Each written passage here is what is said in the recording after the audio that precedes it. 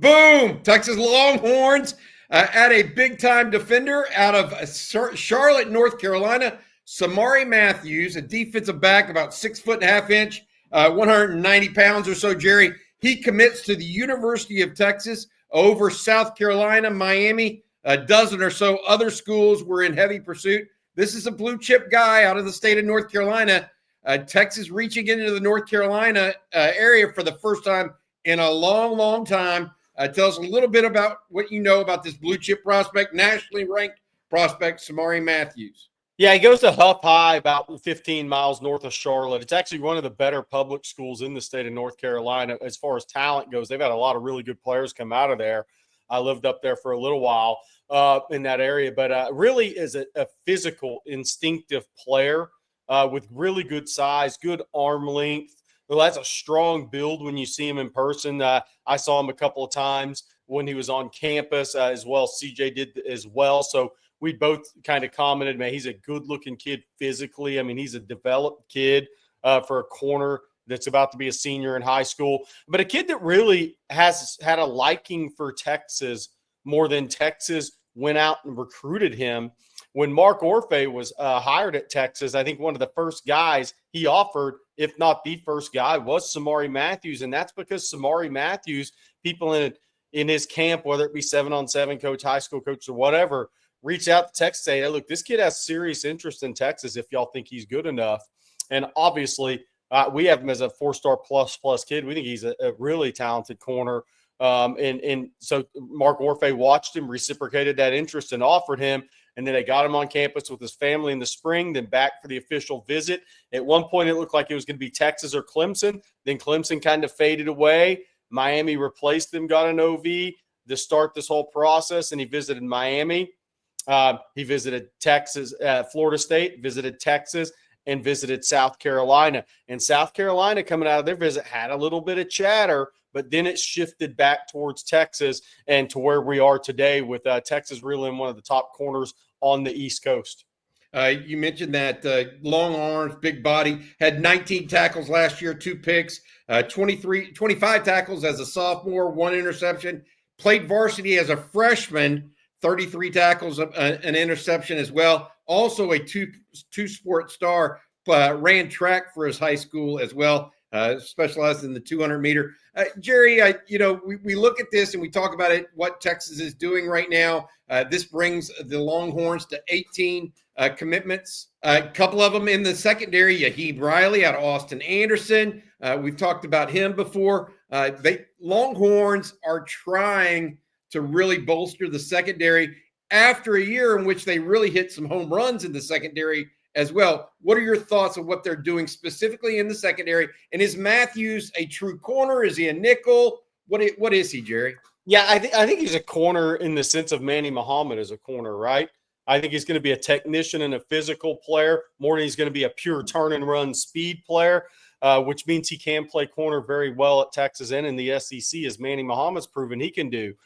So I think Hayward Howard, the other corner in the class, is a taller, longer guy that than Samari Matthews is a physical player, again, more in the mold of a Manny Muhammad build-wise and athleticism-wise.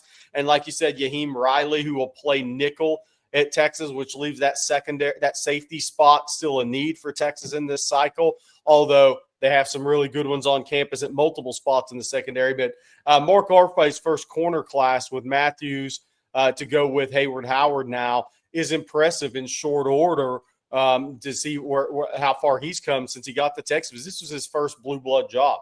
I mean, he came from Rutgers. He's recruiting a different type of player when he gets to Texas from where he was at Rutgers. Yeah, I just think look, they needed a big name, a big-time guy at corner, and I think they got him in Samari Matthews. Texas at 18 commitments, breaks a little bit of a dry spell. Texas now 3 commitments in the last week, though, if you add in Cozy Akpala as well as John Turntine. And potentially we'll see what happens next, Gerry.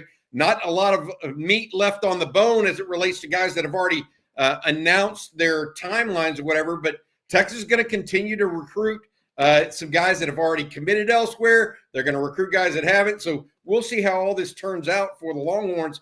But I think most importantly, and I say this each and every time, who you add to your class is ultimately what matters. As long as you're bringing in elite level players each and every time, that's what matters, and that's what Samari Matthews is. No, absolutely. And look, in Texas is, again, North Carolina is a state that they have offered more players in this class than they ever have before. It doesn't mean you're going to get a lot of them to start, but they're starting to make some inroads. They're trying to make some inroads in the Tar Heel State. And getting Samari Matthews, I think, is big because, again, he's at one of the more talented public schools in the Charlotte area and in the state of North Carolina in Huff High. And he's a premium position player. I mean, he's a corner.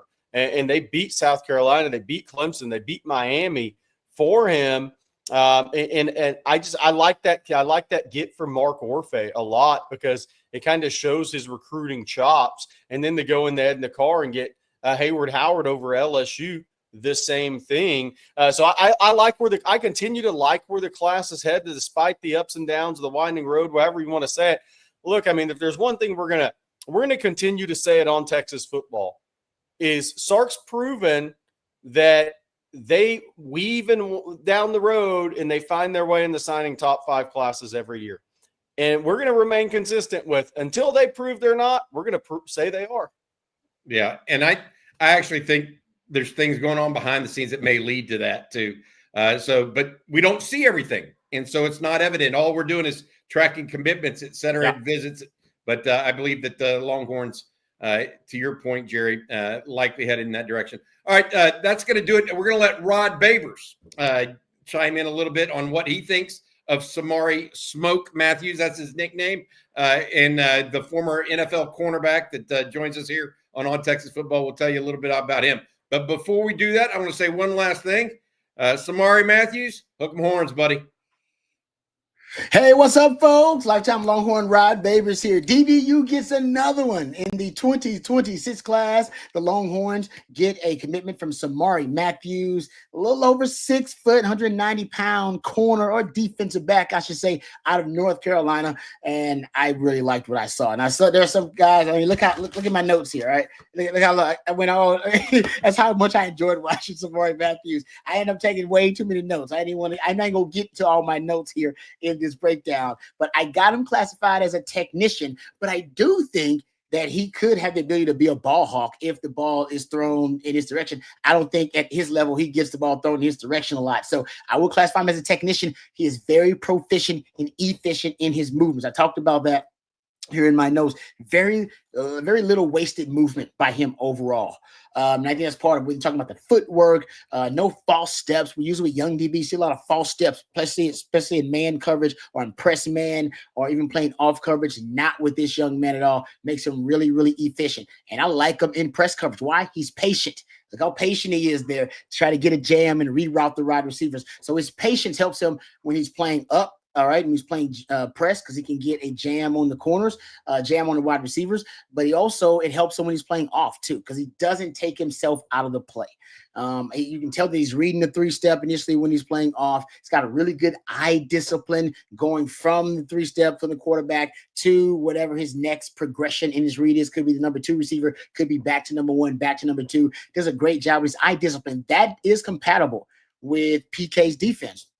That was, I think, one of the best traits of this previous secondary with Jade Barron and Makuba and Michael Taft. That's why they didn't have a lot of busts in coverage. Very disciplined eyes. Also allowed guys like Jade Barron to get more than half of his interceptions at being a help defender when Texas plays a lot of their pattern match coverage. So he fits right in with that, right? You want excellent disciplined eyes in zone. You want good feet and good hands in man coverage, and he's got both of those. Like one of the things that I started looking at when I'm looking at guys in man coverage, you see them right there in press man coverage, staying on the upfield shoulder. One of the things you want to look for in man coverage, you need everything, right? Eyes, you need eyes, your hands, you need the hips and the feet. And one of my favorite coaches, if you will, about the cornerback position, it says your eyes bring the hands, and hands bring the feet. All right. So it all starts here. Coach Ken used to always say, your feet go where your eyes go. That's another way of saying your feet go where your eyes go. This young man has really good feet.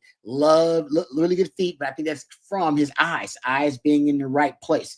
Also, he's fluid in and out of breaks, really smooth getting in and out of breaks. We talked about that. Loose hips. So not just call them sweet hips, but whether he is got to flip his hips or whether he's got to open his hips, man, they are really, really loose. All right. He gets in and out of breaks almost effortlessly, seamlessly. And he reads body language really well. It's one of those underrated qualities about DBs. You got to read body language. It doesn't whisper, it screams. Body language doesn't. You can read the body language, then you can really be able to kind of anticipate where some of those routes are going from wide receivers once you're playing man coverage. He does a good job of that. You don't want to read the wrong things. You're reading the head and you're reading the upper body and the arms. That's bad eye discipline. You really want to be reading that midsection, reading them hips. He does a good job of that, right? What does Shakira say? Hips don't lie. That is the case for the DB position. Looking at wide receivers, and I can tell his eyes. He's paying attention to the right things.